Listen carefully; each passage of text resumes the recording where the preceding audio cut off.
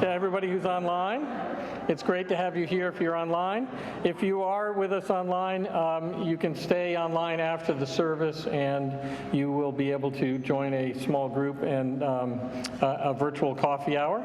If you're here in the sanctuary, we'll have refreshments outside in the circle, and so you can meet and mingle safely outside. It is wonderful to be serving and leading worship today with Bob Rowland, our music director. Bob will be offering music today along with our virtual UU-CDC choir. I want to offer a special welcome for those of you who haven't been here in a while. I see a few faces of people I haven't seen, so it's great to see you, and new faces as well. It is wonderful to have you here. As you'll see, most of our service is provided on the screens here, including lyrics to our music, to our hymns, and we have pre-recorded music as well. So I want to begin our service today by, let's see, I don't have Chrissy to help me with announcements. Do we have any announcements, Bob? We have a big party on June 11th, I know that, right?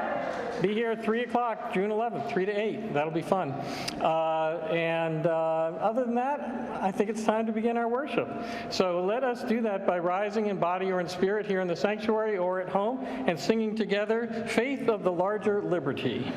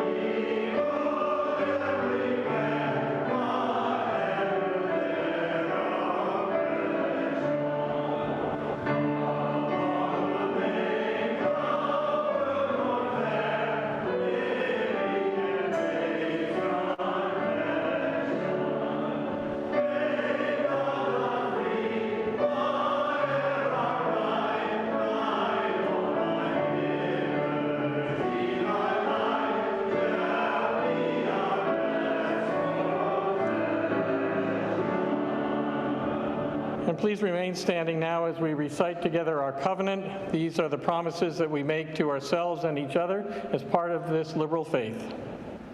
Enriched by our differences and joined together, search for meaning with ourselves and each other, to seek truth in a spirit of love, strive for justice, and to serve others with a joyful heart. And so, Skip, it sounds like we're getting feedback from, please be seated. We're getting a little feedback from the Zoom in the sanctuary here. And I want to offer my thanks to our tech team this morning, Ruth and Rob and Skip, as well as to our hospitality team. And now I would like to invite my wife, Irene, to come forward and light our chalice today. And we light our chalice with words from the Reverend Molly Brewer, my Unitarian Universalist colleague. She writes, "My beloved people, I cannot pretend, and so I will not tell you that everything is okay right now, that there is no reason to be angry, that you must be optimistic or at peace. I cannot pretend these things, and so I won't tell them to you. But now our chalice is lit, and so all I ask in this moment is that we remember the words of the Reverend Dr. Rebecca Parker. There is a love. There is a love holding us. There is a love holding all. By the light of our chalice, let us rest in this love. Thank you. And now we will join in meditation, our centering song, our loving kindness meditation. Feel free to sing along with the UUCDC virtual choir.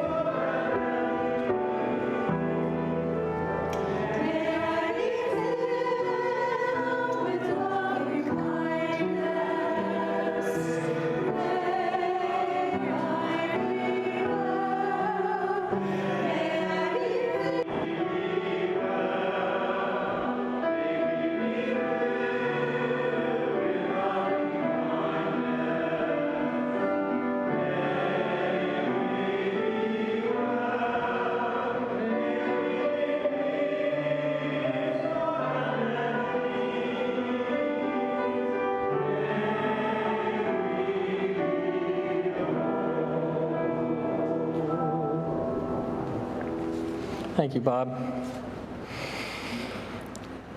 Now is the time in our service where we offer a time to recognize our joys and sorrows. We know that we all come here carrying different things. It may be a great celebration that we're realizing. It also could be a deep sorrow.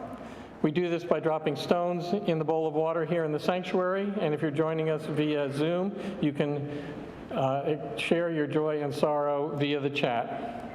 I invite all who are interested to come forward and drop a stone, knowing that you are held in the love of this community as you do so. I'm going to drop a first stone, however, take a point of privilege, celebrating our anniversary, recognizing our 41st anniversary.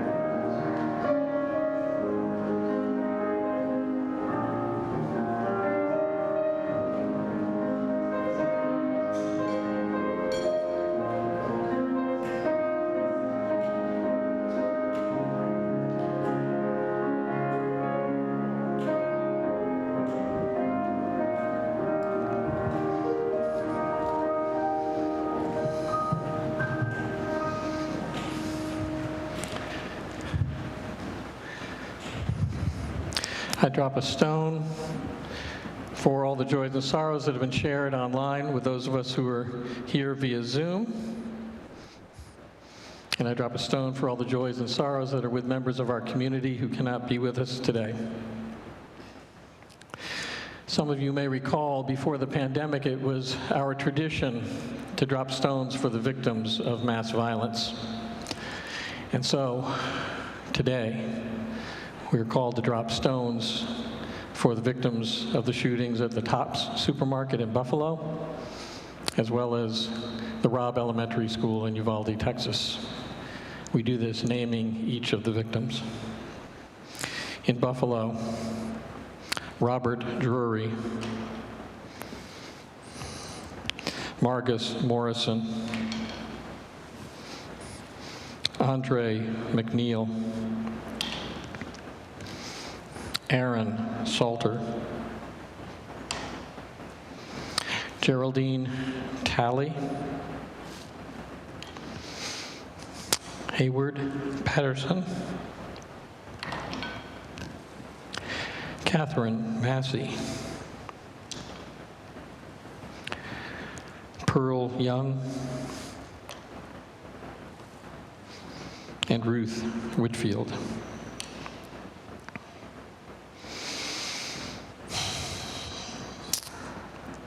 The teachers at Robb Elementary School who lost their lives, Eva Morales and Irma Garcia. And now the 19 children who were murdered. Alethea Ramirez, Uzziah Garcia, Emery Joe Garcia, Rogelio Torres, Miranda Mathis, Nevaeh Bravo, Eliana Cruz Torres, Xavier Javier Lopez, Annabelle Guadalupe Rodriguez, Maite Rodriguez, Jackie Cesares, Joyce Carmelo Luevanos, Hyla Nicole Silguero, Tess Marie Mata, Lexi Ania Rubio, McKenna Lee Elrod, Ellie Garcia, Layla Salazar, and Jose Flores.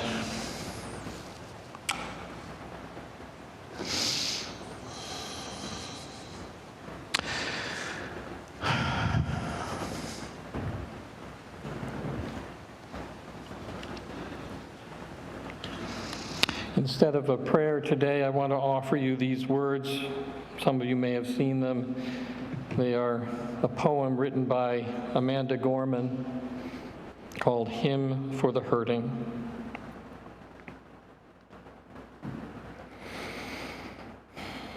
Everything hurts. Our hearts shadowed and strange, minds made muddied and mute. We carry tragedy, terrifying and true, and yet none of it is new. We knew it as home, as horror, as heritage. Even our children cannot be children, cannot be.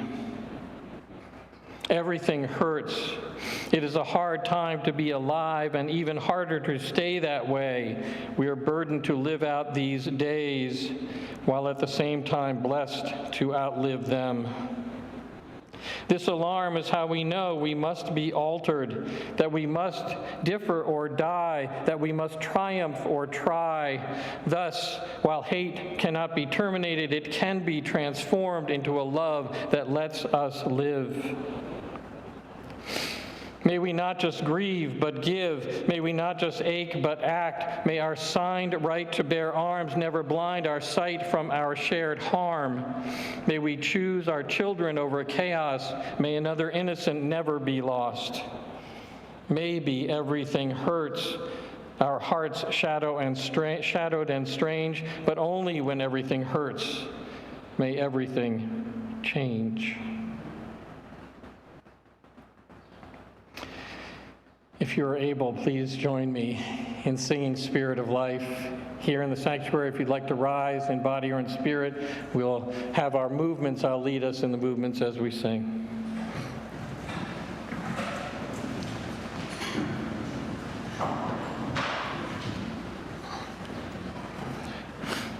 Our chalice flame is our Spirit of Life.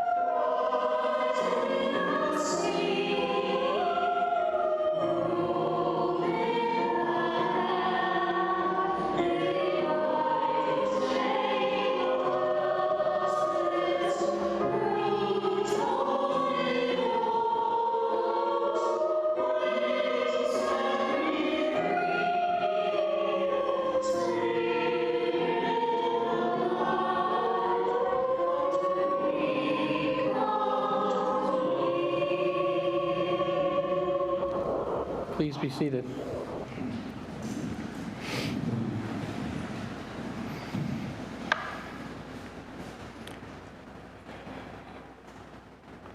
We can trace the origins of Memorial Day back to a date shortly after the end of the Civil War. Within a year of the end of that bloody conflict that took more than 600,000 lives and touched virtually every American city and town, family members and others organized what was then called Decoration Days. These were days set aside to decorate the graves of those lost in that war and to remember their sacrifice. Within a few years, Decoration Day became known as Memorial Day, but Memorial Day did not become a national holiday until 1971. It has become our tradition here in the church to recognize those who have lost their lives in service by assembling what is called the Fallen Soldier Table.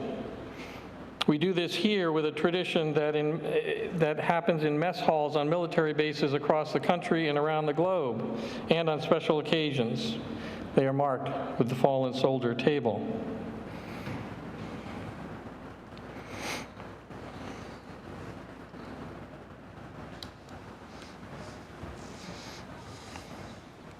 The tablecloth is white to signify the purity of commitment that led them to serve. A single place is set representing the solitary nature of service, recognizing that every person is called in their own way. It is set by those left behind who invite the spirit of the dead to join them.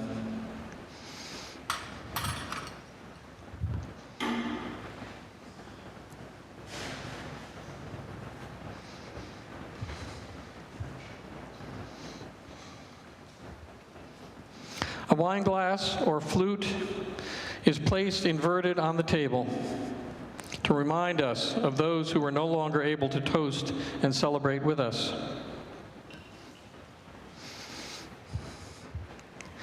A single red rose tied with a yellow ribbon is placed to honor the family and friends who keep faithful vigil, never forgetting those they have lost. A candle is placed on the table representing the light of hope. It is the light that guides the way home. We place a slice of lemon on the plate to remind us of the bitterness of loss. We sprinkle salt to represent the countless tears that have been shed by the families and friends of those we've lost. And finally, we place a single chair at the table. It remains empty for the ones we love who will never return.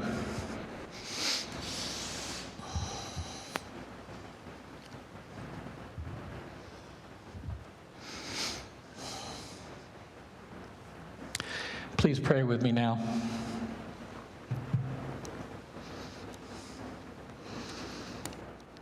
Spirit of life and love, God of care and compassion, be with us as we remember those who have died in service to our country and to the larger causes of freedom, justice, and peace. May all who mourn be comforted by the memories of those they loved. Let us offer up our thanksgiving for the sacrifice all our service people make in order to serve a higher purpose. And may we all commit ourselves to the causes of peace and reconciliation, that someday mothers may no longer mourn, that fathers may no longer grieve, that relatives and faithful friends may share in the joy of long and fulfilling lives together without the pain of such loss. We remember those who served and did not return. We are grateful for their sacrifice. We are one with all those who, across time and space, have lost the ones they love. Amen.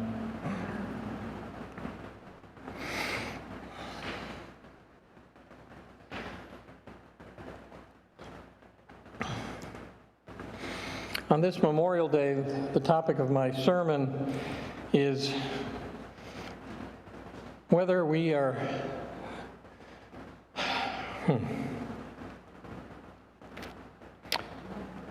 whether we're choosing the flag or the cross in our country right now, whether Christian nationalism is seizing freedoms that are the promise of our Constitution and our flag.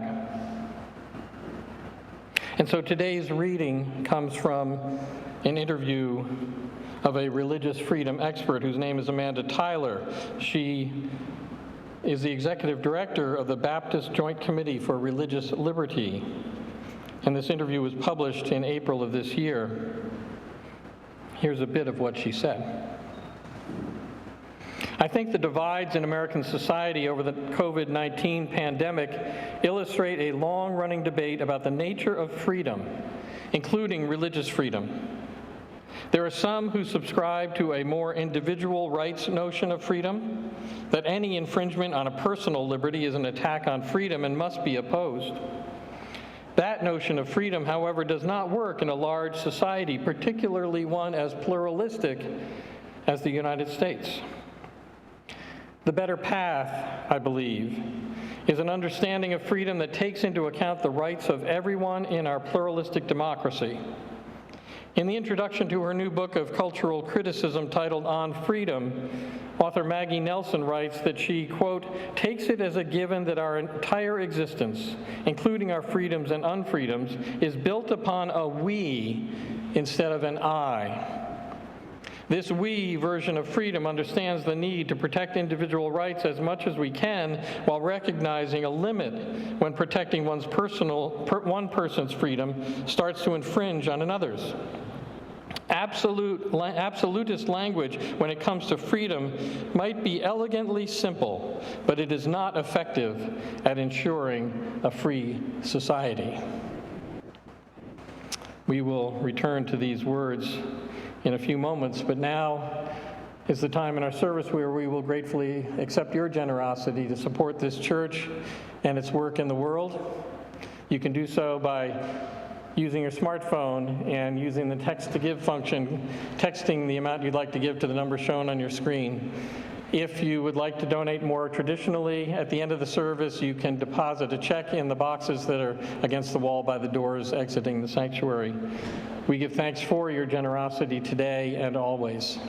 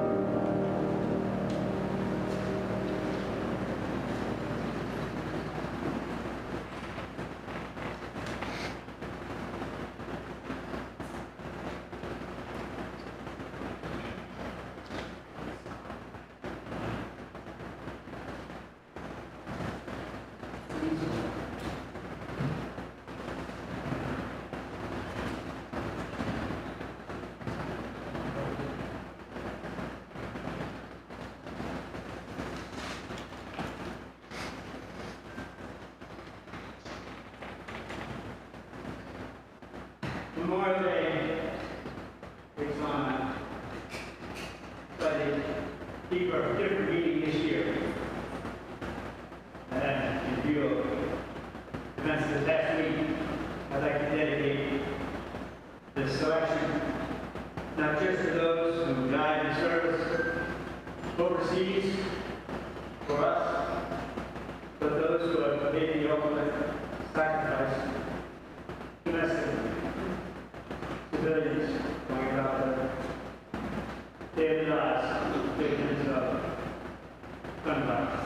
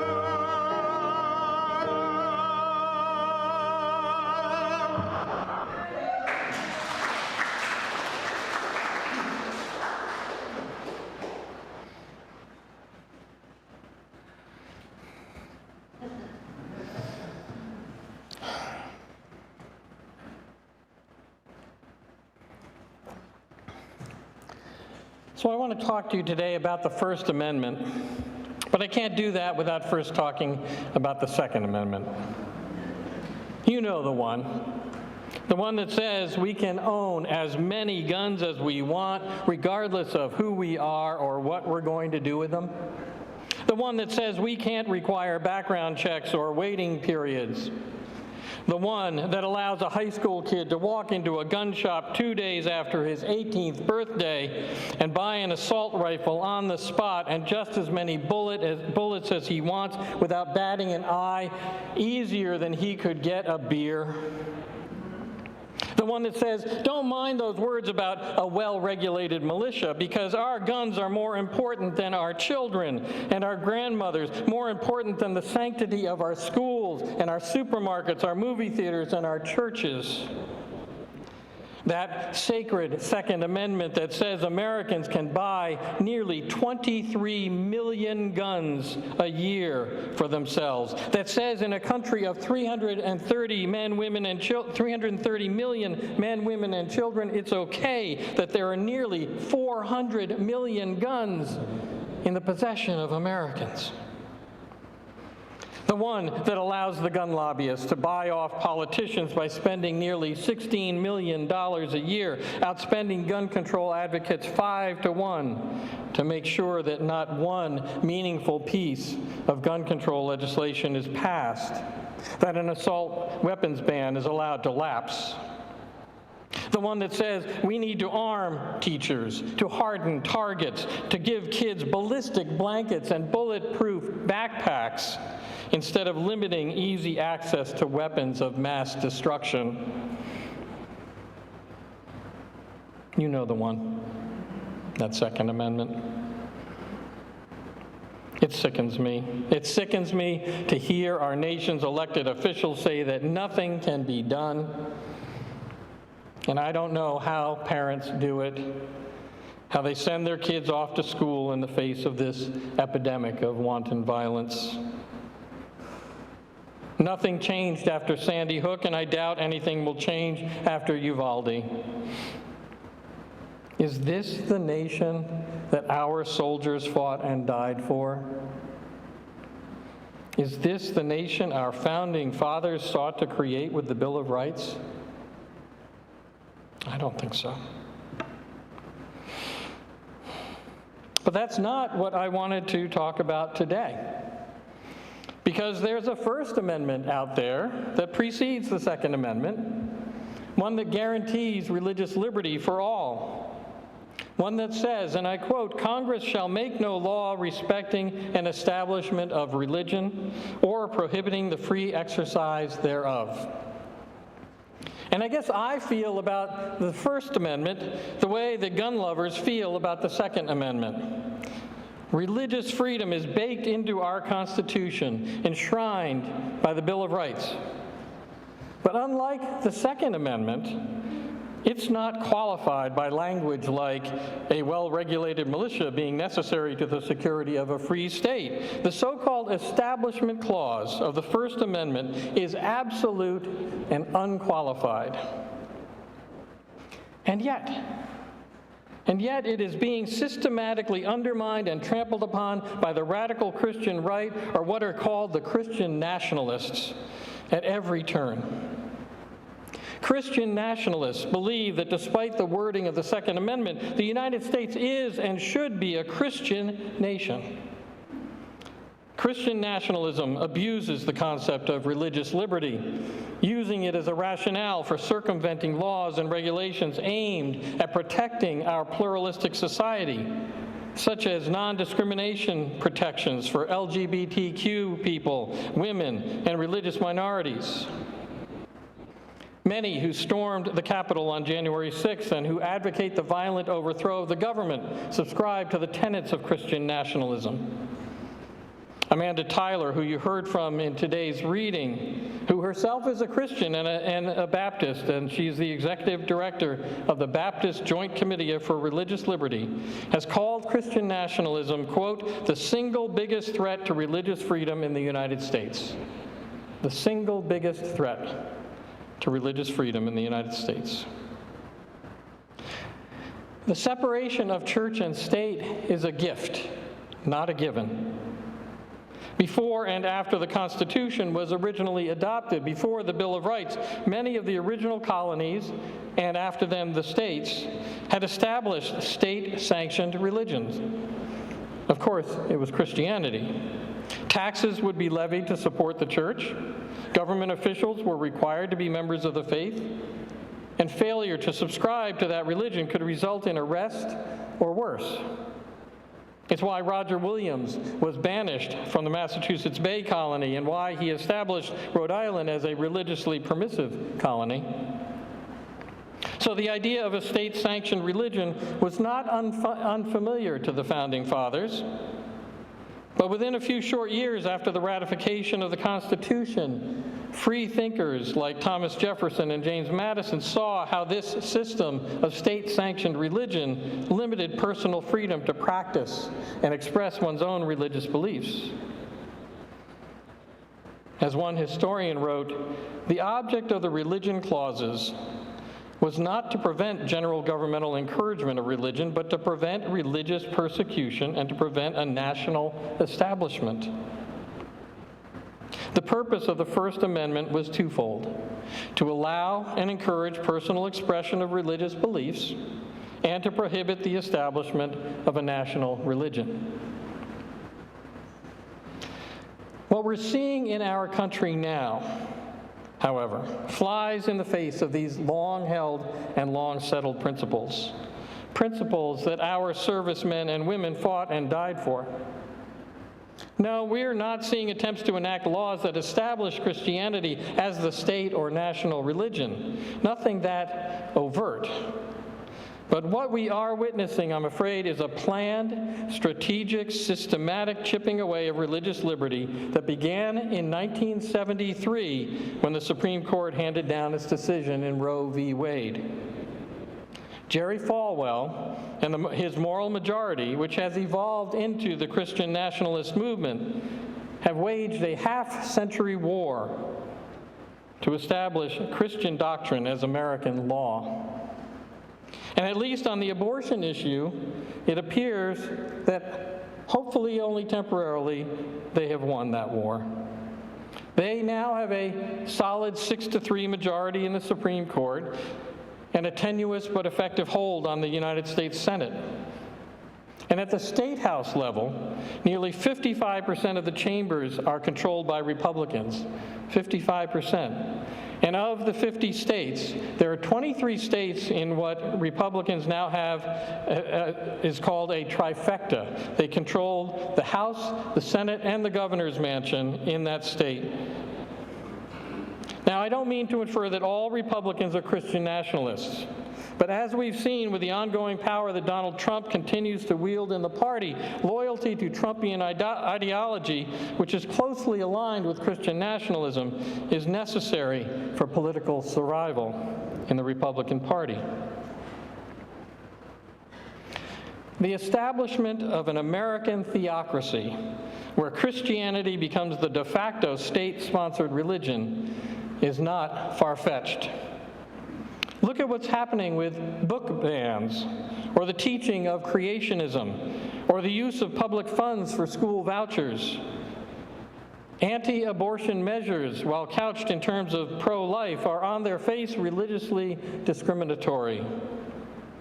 Did you know that both the Torah and the Quran require abortions under certain circumstances? They require abortion under certain circumstances. So any abortion ban should, by definition, be held to be a violation of the First Amendment because people of those faiths would be prohibited from exercising their religious beliefs. Unfortunately, I don't have a lot of faith that that's how the Supreme Court will decide. One commentator puts it this way: from the Puritans to the present-day evangelical Protestants, there has been a conviction that God's intent was to establish a Christian nation in America, and they have struggled with secularists over this goal. This is not a struggle for religious liberty, which an amendment to the Constitution assured, But evangelicals have become seriously motivated to critique, redesign, and restructure not only American culture, but American political institutions. And Amanda Tyler, again, warns that Christian nationalism undergirds a number of threats to religious freedom, including anti-Muslim bigotry, anti-Semitism, and government-sponsored religion. I want to take a moment to quote at some length the words of a church pastor and social commentator, Josh Pavlovitz. Josh Pavlovitz used to be the pastor of an evangelical Christian church. Over the past couple of decades, his theology has evolved, and he's become more liberal and progressive. He describes himself now as a, quote, undercover liberal in an increasingly extremist movement. In a recent blog post, here's what he had to say. White evangelicals need to be stopped now. We won't recover from the theocracy evangelicals are constructing once it's established. If we fail in 2022, they will have a political power that will render every election null and void, and we will never have a voice again in our lifetime.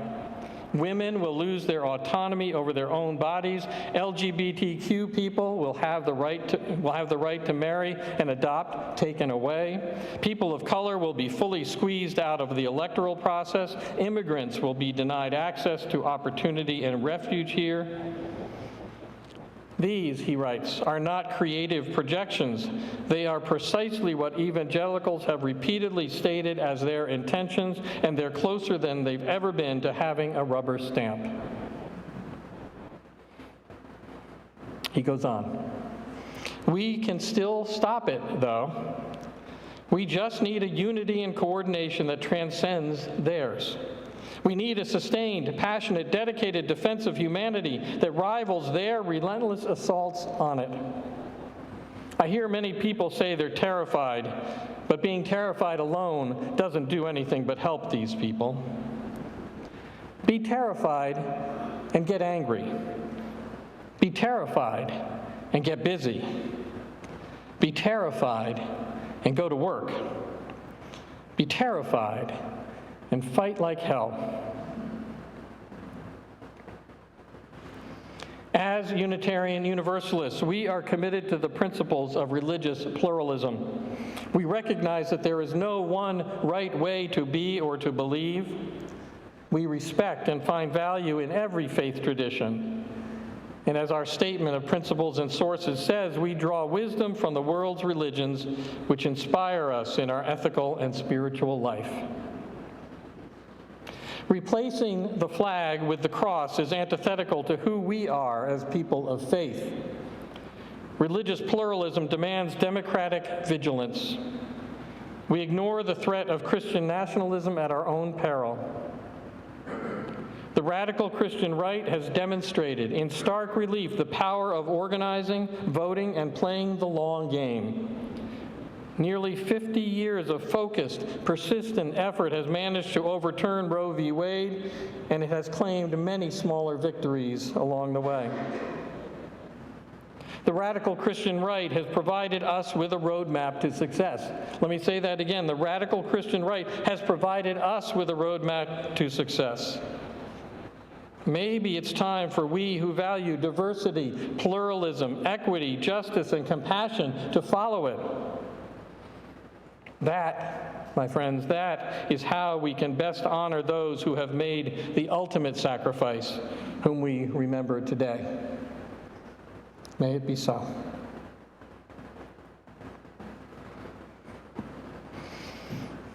Our closing hymn is Light of Ages and of Nations. I invite you to rise in body or in spirit to join in singing, and those at home to sing along as well.